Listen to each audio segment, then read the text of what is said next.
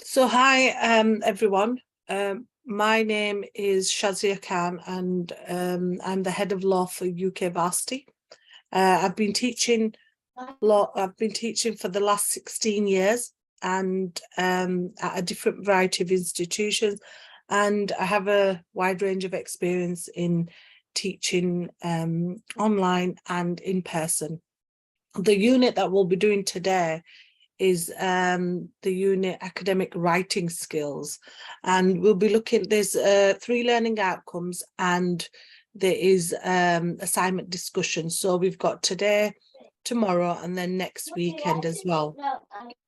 And this unit will be looking firstly at learning outcome 1, and here we're going to be looking at using a range of skills and materials to plan a task and an assignment. So the key terminology we're going to be looking at is so if you talk about what is writing for academic purposes, and you talk about writing for academic purposes includes essays, lab reports, and academic papers written by students. These written by MSc students, PhD students, and research students, papers written by scientists. When we talk about academic writing, why is it so important? Why do you think there's a need for a style of writing in an academic form? Is you writing something down normally, is it an academic style? Would you do an essay in an academic style? I think we've got more people on. Boniface is on. A normal essay.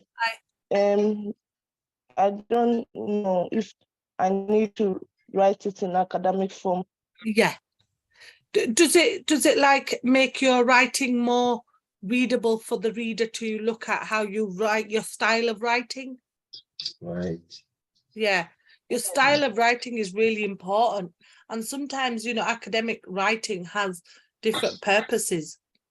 The most common purpose in academic writing is to try writing to persuade, analyze, synthesize, and inform. And there's different types of academic writing. Academic writing is essentially the writing you have to do for example, university courses. For example, if you're a student at school, preparation for university study.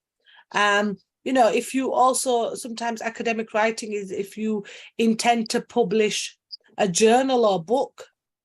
It's the standards you meet to write in.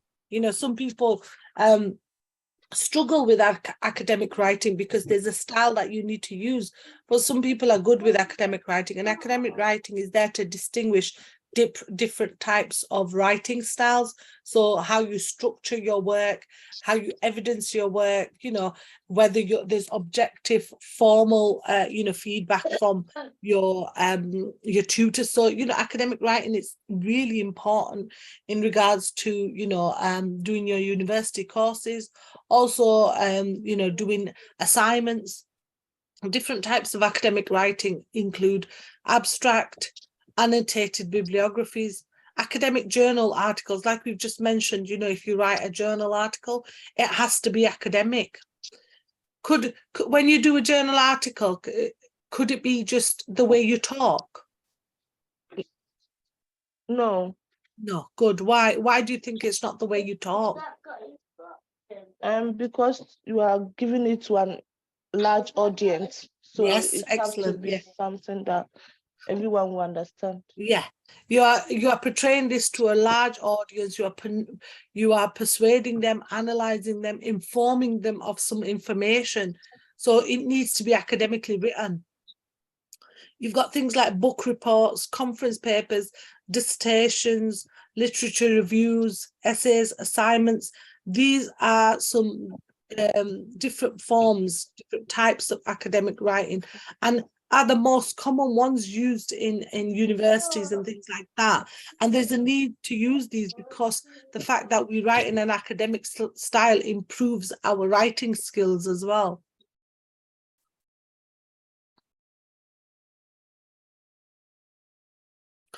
Boniface, what do you think about academic writing? Do you think it's important when you're at university or at school or anything like that?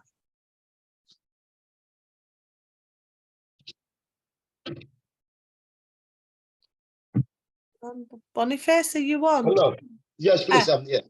Why do you think academic writing is important? I think it will help you to do all your important assignments properly. Yeah. So will it be in a better style and a better format and structure? Right. Yeah. Yeah, it will be in a better style, format, and better structure as well. Right. Okay, so in 1.1, we need to interpret the meaning and implications of specific question. So in this section, you will gain a better understanding of an academic writing, the ability to communicate ideas to an audience. Like Portia said, you are there to, communicate your ideas to a wider audience, is an important skill in any sphere and is no less important in academic writing. There are specific conventions and rules that guide the process of academic writing, but the ultimate goal is always to be logical and clearly explain your ideas and answer questions.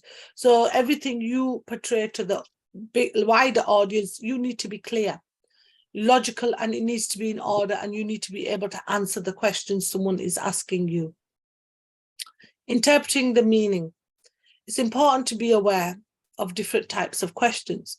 There are two types of questions known as closed questions and open questions. So closed questions are usually with simple yes or no answer. So an example would be, are you feeling well today? Was the bus late? Did you go on holiday? So literally a yes and no question. Close-ended questions are defined as questions that ask respondents to choose from a distinct set B of predefined responses, such as we've explained, yes or no, or among set multiple choice questions. In a typical scenario, close-ended questions are used to gather quantitative data from respondents.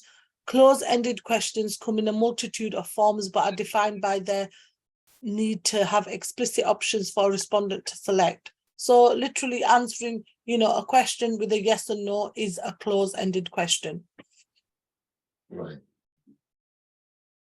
So if you get a question, example, Portia and Boniface, if you get a question saying, what did you think of Costa?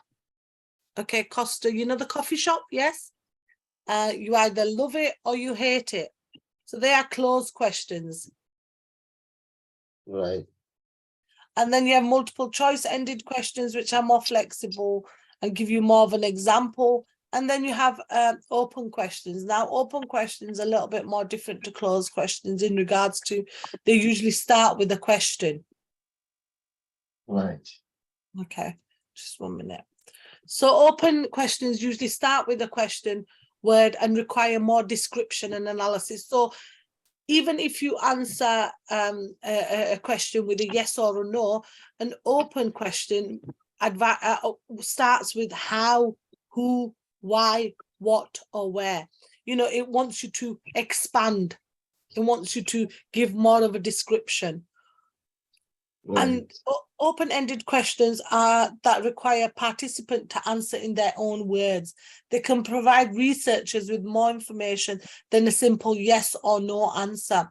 Companies must get feedback from customers, and asking open questions is ideal for this. Open-ended questions. So, for example, what could be an open-ended?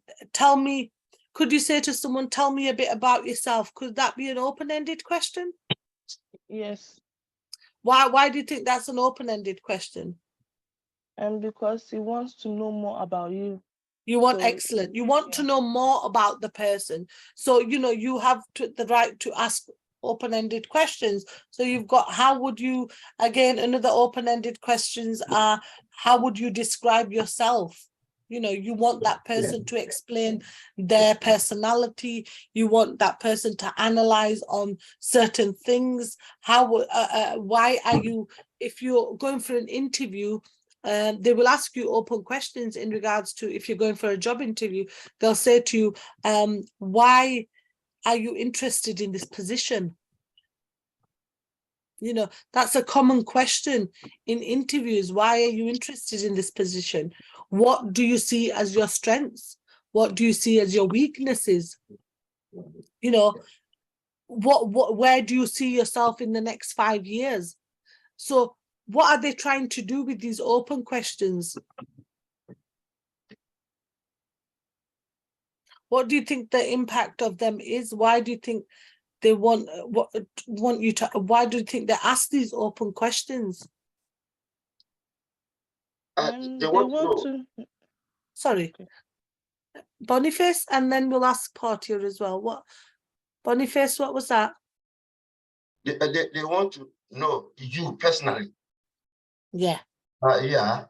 Your name. Sometimes it's your ethnics, your character, and there's a whole lot of things I want to know from you. And why is that? Why is open questions important in an interview? They want to know your interest in what you want. They want to know if you just applying or you have an interest in exactly they want to kind of dig deep, don't they? They want to dig deep and find out your strengths, your weaknesses, things like that. And they want more information compared to a closed question. Yes. Yeah. So your assignment or examination question will be an open question. This is to give you the opportunity to explain, analyze, and answer the question in some detail. To be successful, you will need to interpret the meaning of the question. To answer an assignment question or examination question effectively, you will need to analyze the meaning of the question and be able to identify different parts of the question that all need a consideration in your answer. Here, we will help you to decide what you must put in a piece of academic writing to adequately answer a specific question. The best way to explain this is an example which we're going to give you now, okay? So the question would be to describe the possible implications a diagnosis of hypertension would have on a patient attending their GP surgery. Okay, so that's a question. Now, when you look at that question, it's not asking you about what happens in a GP surgery. It's asking you the diagnosis of hypertension would have on a patient attending that surgery. Okay, so you need to read the question properly. Ask yourself, what instructions have I been given? What are they asking me? What have I been asked to do in this question? What judgments am I being able to make? Here is the question again with the important points highlighted. Describe. Why is describe an important point? Why do you think describing that question is an important point? Because they want you to know what the hypertension is like. They want you to. What they want you to do, don't they? They want you to decide the possible implications of diagnosis of hypertension. So that's the next bit, the important point. Implications a diagnosis of hypertension would have on a patient being the highlighted important point, attending their GP surgery. So here, what instructions have I been given? So you've been given here to describe the question. Here, the question wants you to identify the possibilities. So it doesn't want you to talk about what hypertension is. It wants you to describe, to identify different possibilities. Right. So number 2 here, what am I being asked to do in this question? So hypertension, you are being asked to consider hypertension. You are also given information here about the situation the patient finds themselves in. The information is given to them in their GP surgery. They may not have had any idea that they have had high blood pressure.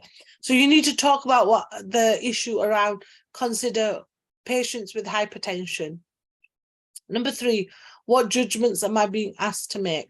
So the judgment here is the possible implications. Here you are asked to think carefully about what this diagnosis may mean for the patient. It is going to be a positive or negative experience. Will it have any implications on for the patient? So this is an example of an assignment question that may be posed to you.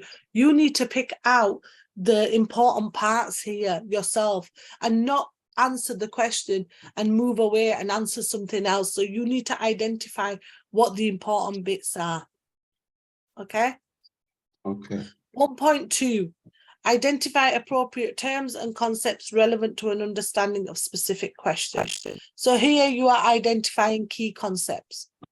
So when you are presented with a question to answer, it is vital you are able to pick out important elements of the question and then form a structured response to that question. Why do you think it's so important to pull out important elements and pick out things out of the question?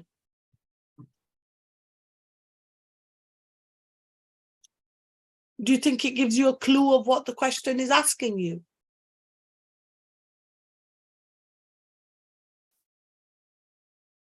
Why do you think it's so important to pick out the important elements of a question?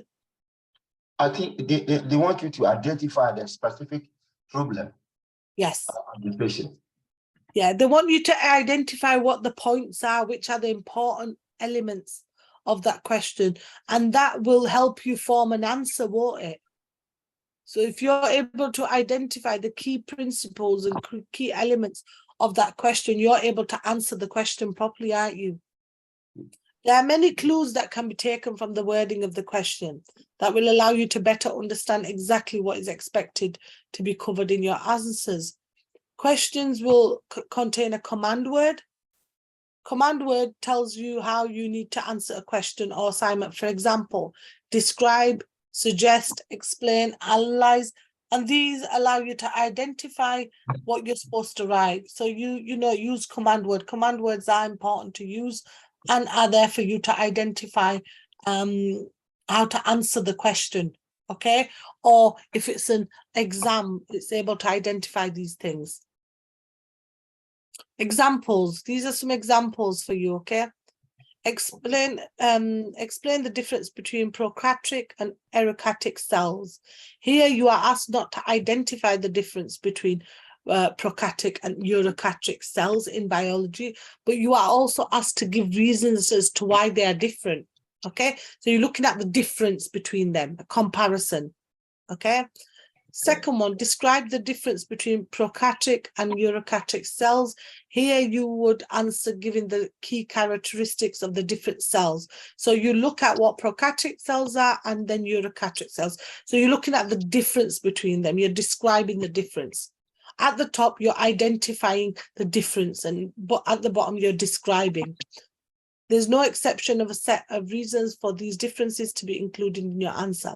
Number 3, analyze the above graph, a set of data, photograph, and explain why you think this phenomenon has happened. So here you'll be looking at data, you'll be looking at graphs, you'll be looking at why these are important and explaining them.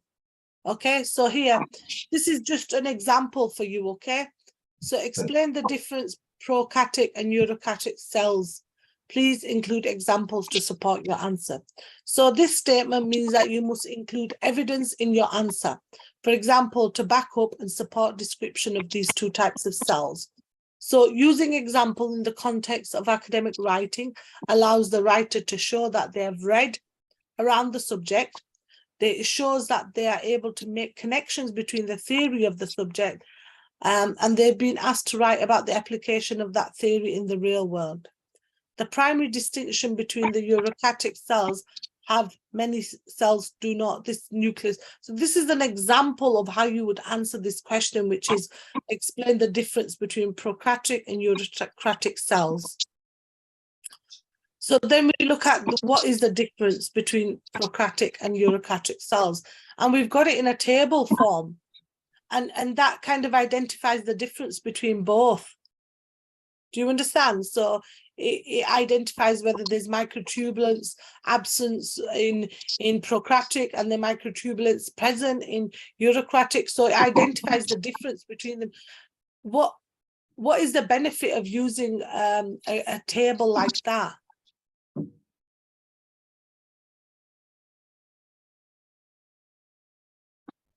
Why do you think it's easier to use a table like that if you're looking at the difference between both? Does it give you a clear idea? Yes. Yeah. An illustration.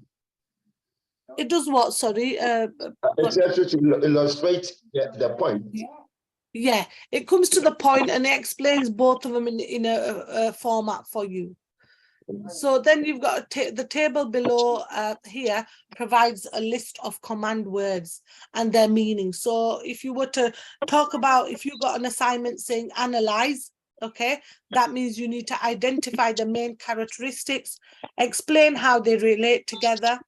If you got an assignment saying assess, you need to look at presenting different viewpoints and develop an informed judgment. If you got an assignment question saying compare and contrast, you look at the similarities between both, like we did in the top sample that I used, example. And then if you've got a command word that says critically examine, that means to investigate closely and look at strengths and limitations. And then if you get a command word assignment that says define, here you provide a clear, precise meaning. To describe something, you would provide the main characteristics or the features with accuracy. And to discuss something, here you will present an in-depth account, including different viewpoints. And then if you get a command word at the start of a question that says evaluate, here you would yourself make a judgment based on evidence, including strengths and limitations. So each of these words has different meanings. So it's quite clear. And also this table here is quite good to use, you know, if you're doing an assignment, if you've got maybe, you know, look at it, if you've got the assignment area, and it will identify and help you answer the question. Okay, so we got the Harvard references system, and this needs to be used throughout any assignment you do at any level of study at UK Varsity or other institutions. You do use the Harvard referencing system. Why is the Harvard referencing system an important tool to use? What is it there for? That is to give you the clear picture of the whole thing. So it gives you the reference, but when it goes through like a Turnitin or something that detects that you may have taken some work out but not referenced it, that will be plagiarism. So you need to be careful that you use Harvard referencing to identify that you haven't plagiarized any work and you've referenced it properly. So Harvard referencing is an author date method. Sources are cited within the body of the assignment by giving the name of the author, followed by the date of the publication. All other details about the publication are given in the list of references and bibliography at the end. It takes in relevant details about a source, usually critical information like the author's name, article date, titles, published titles, and URLs, and adds the correct punctuation and formatting required by Harvard's referencing style. Now, online, you get Harvard referencing generators that help you generate a formatted academic referencing in Harvard style. You know where to put the dots and the commas and these. And this is there to provide and organize your key and keep track of the sources that you used, because, you know, you need to be able to reference any sources that you've used, because that's how it works. You have to reference everything. Referencing in Harvard referencing style is a two-part system. Citation in the citation in this text. This is the brief indication of the source within the text of the work immediately following the use of the source, whether quoted or summarized. A reference list is a complete list of cited references used in your work with full bibliographic details to allow the reader to follow up the references and find the original text. Refer to the video on Harvard referencing is done and why it's required, and you've got the Harvard referencing presentation there that you could refer to. Okay, why do you think using Harvard references is so important?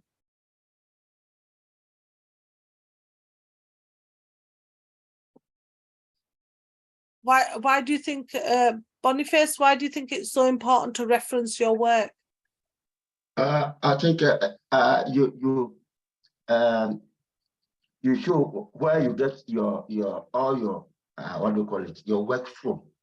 The references, they are the people who have already given the I think the sort of the assignments before. Yeah, so it identifies where you've got your sources from, if the sources are up to date, and this is a system that needs to be used when you're doing any of your assignments. Okay. Okay. So what we're going to do now is we're going to watch, the next bit is to watch a video on Harvard referencing. So let me just put this on and then we can watch this video.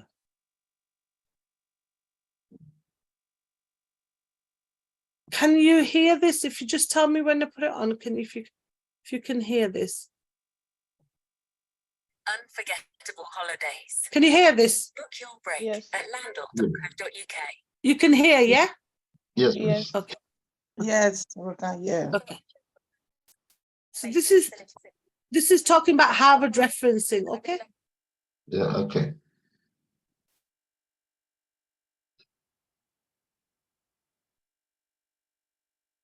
Not a straight path. It's more like a winding maze to finish university. To see it through, you'll need to study other people's ideas, words, and websites, so you can form your own ideas. If you don't credit your source or present the ideas or words from another as your own, either intentionally or unintentionally, you may be guilty of plagiarism. Referencing helps you avoid plagiarism, and is the only path to take to help you exit the maze and truly succeed in your studies. In this video, we'll show you how to properly reference using the Harvard referencing method. This will include the difference between a direct quote and paraphrasing, how to complete an in-text citation for a quote or paraphrase, and how to write your end-of-text reference list. Referencing is a standardized set of rules that you'll use to give credit to your sources. All units, except education and psychology, use the Harvard referencing method. Let's take a look at how to reference using this method. When referencing, begin with in-text citations. These citations allow your readers to link your key points to where your information was sourced. All sources cited, with the exception of personal communication and references to classical works, need to include an alphabetical reference list with the full bibliographical details of all sources at the end of your document. If you use the exact words from the source, you're using a direct quote. Only 10% of your overall word count can be in direct quotes, which is why it's so important to learn how to paraphrase. Paraphrasing expresses the same meaning of the quote, but in your own words. Regardless of whether you're using a direct quote or paraphrasing, you must use an in-text citation. Let's take a look at how to do that. When referencing a direct quote, enclose the quote with double quotation marks. When using the Harvard referencing method, the in-text citation should be written immediately after the quote, before the end punctuation mark. You cite a quote using the Harvard referencing method this way. Take note of the punctuation, as this is important. When referencing a paraphrase, you can either begin your sentence with the in-text citation or end with it.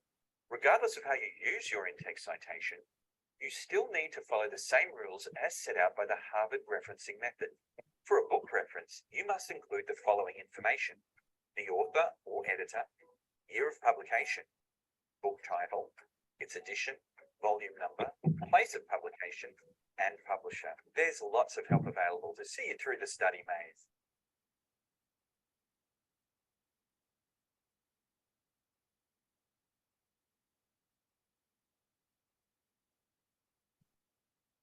So it's really important you bear this in mind when you're doing your assignments, because all your assignment needs to be used, the guide needs to be used for Harvard referencing.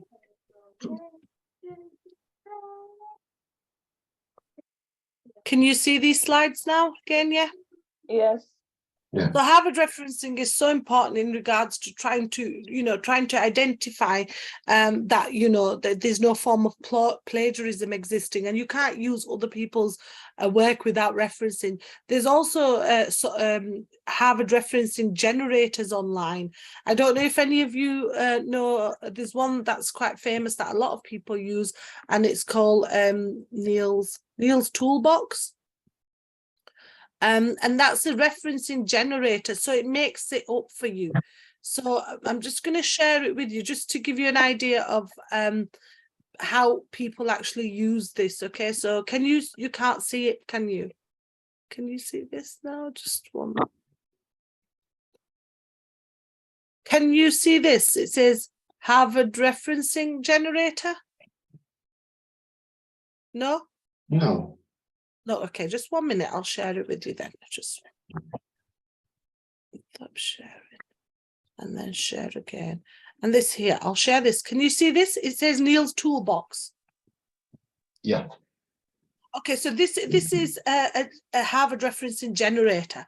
So it tells you what you want to reference there. So if you want to reference a book or a chapter of a book or an ebook or a newspaper or an email, I'll give you that. So if you go to referencing a book, okay, we'll just go through doing a book first, okay?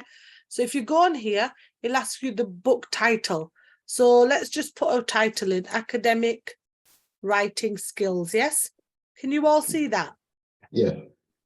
The author, John Miller, okay? The publisher, so we've got Peacock. That's just an example for you.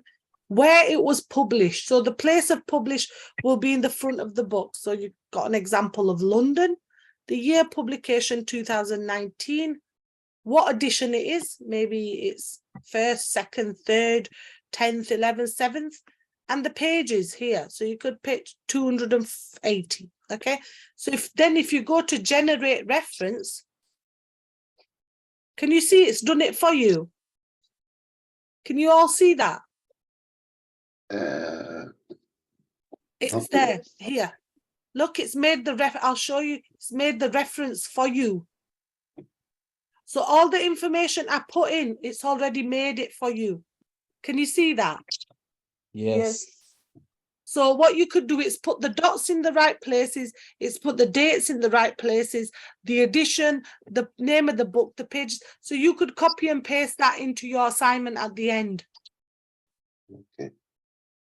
Okay, so these generators, there's lots of generators online, but this is one that's quite popular, Neil's Toolbox, and it just doesn't generate books, it does different things, websites, emails. So wherever you've taken your sources from, there's different generators online. So you could use any generator online, but you must use the Harvard referencing system.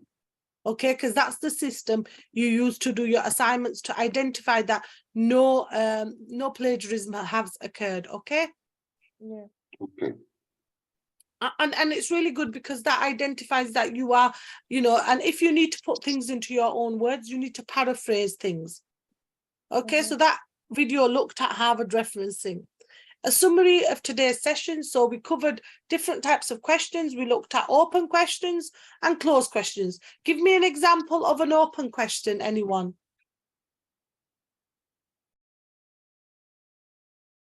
Open question? Anyone?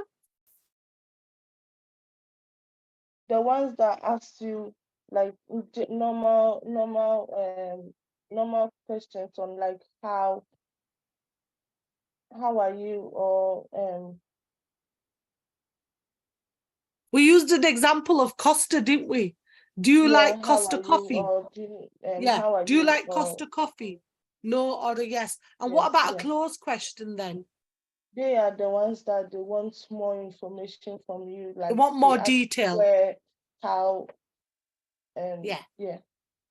If you're talking about your strengths and weaknesses at an interview, they want to know more. They want to know more about why you've applied for the job. So they want to know more detail. So what we did consider open close questions, we looked at the importance of command words, and we looked at how to instruct and how to approach an answer with some examples. We also looked at how to reference and why it's important to reference using Harvard referencing system. The references are just there. Has anyone got any questions before we finish off this session today? Because the next session on Learning Outcome 2 is tomorrow.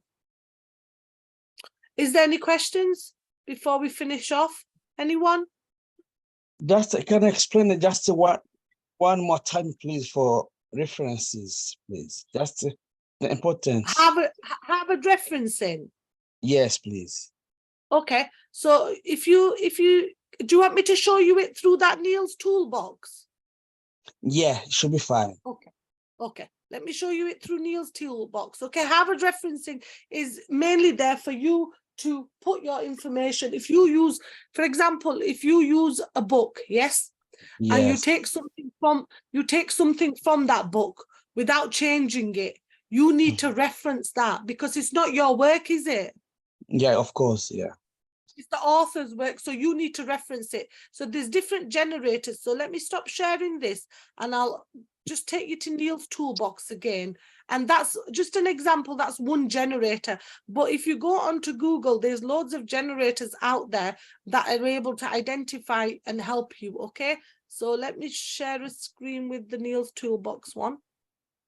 Neil's toolbox is a popular one that people use. And, you know, at different institutions, students use this one. So can you see that now? Yeah? Yeah. Okay, so if you wanted to reference a book like we did now, we referenced a book. If you want to reference a chapter of a book, you just click on each one. So let's go to a website, okay? We did a book, let's do a website. So go on to a website, okay? If you go there and you go further down, okay? It asks you all the details you need to put in. So the author of the website or the organization, so it might be Red Cross, okay? You might have, or let's give you NHS, yes? NHS. You got something off the NHS website, yeah? Yes. What is the article title? So it was talking about hypertension. Then the website name, okay? So it might be nhs.co.uk. Here, the publication, when the article you're reading was published, so 23rd of September 2022, okay? Example. Also published date September, published date 2022, and here's the URL. Now, what does the URL mean? It's like a link, yeah?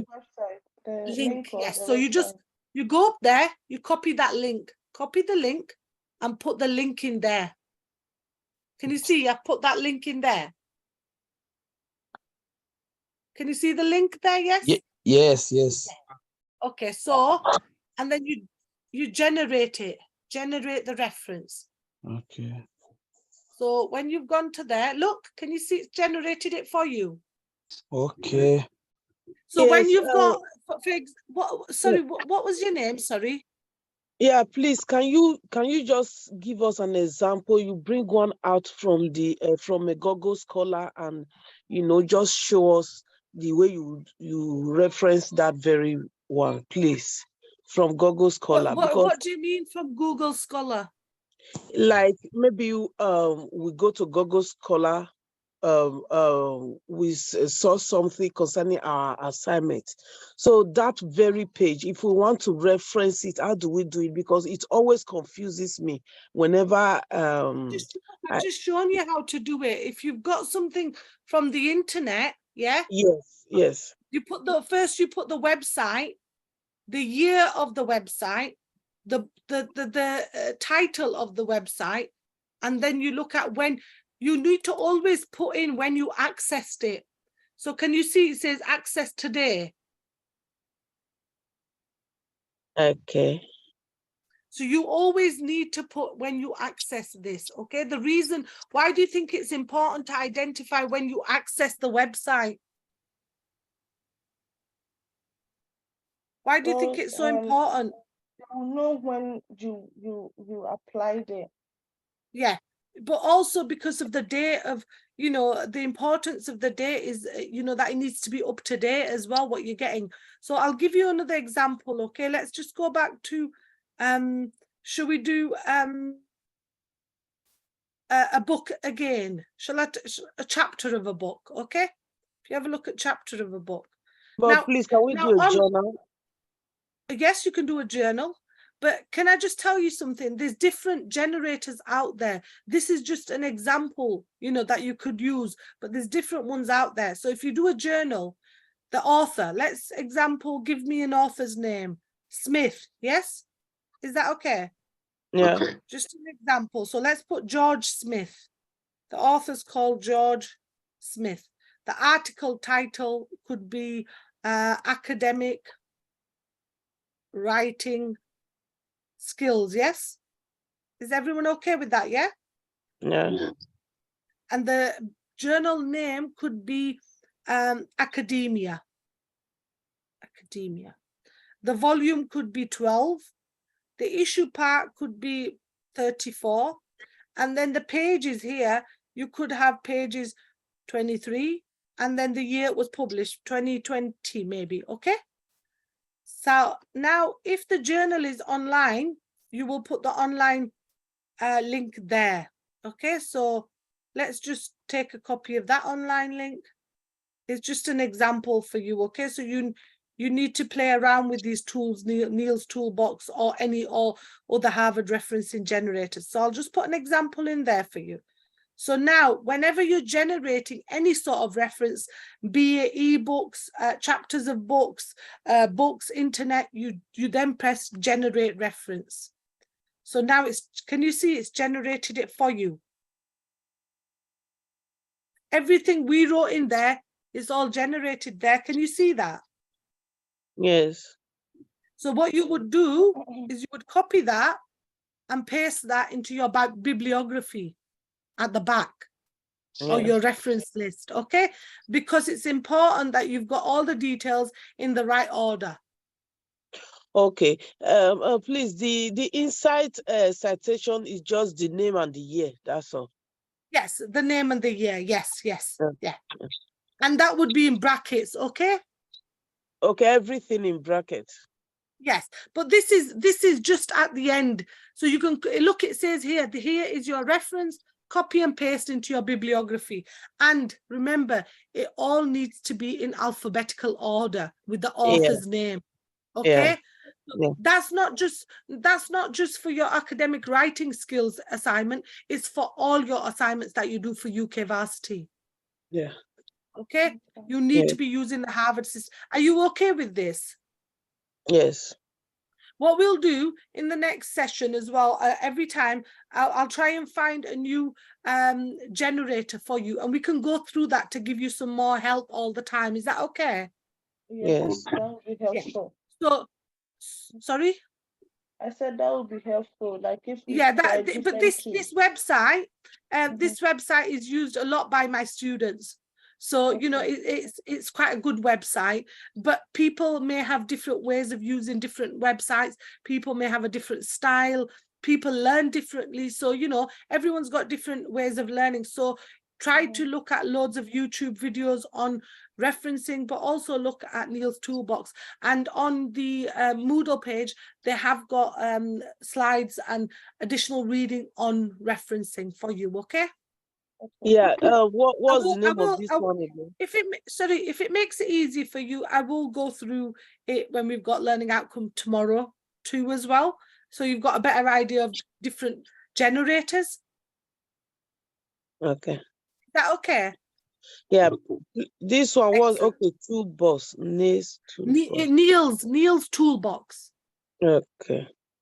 And look, it does all the more references, book, chapter, website, email, journal, magazine, newspaper, ebook. It does it all for you. And it puts the dots and the commas in the right place for you as well. Okay. Thank you. Okay. But tomorrow, when we've got learning outcome 2, I'll go through some more with you, okay? Okay, that's fine. Has anyone got any questions? That's fine. Is that okay? Yeah. Okay. Yes. Okay, excellent. Nice to see you all today, and thank you for attending today's session, and thank you for your patience, and I will see you tomorrow when we do learning outcome 2. Yeah, tomorrow is it also 9? It's 9 o'clock, yes. Okay, thank you. Thank you. See you Thank you. later. Bye everyone. Thank Bye, you. take Bye. care. Please don't forget to send the Zoom meeting through WhatsApp, please. I think it's been sent. I don't send that. I think it's already been done through the office. Okay, yeah. Okay, I see mean one of the you. YouTube. Okay. Please, if you can Because send it through WhatsApp, it's better, did easier start- for us, please. I did start Yeah, with yeah, you. but I don't do that because I can't send it through WhatsApp. I think it's up to the office. They've already sent you an email with it. Yeah, the email they sent to me, because I tried to open by 9 o'clock. I couldn't No, be able to open yeah, it. It's difficult to open it. Yeah, I'm talking about the one we can, watch it again, because I didn't Just- start with you.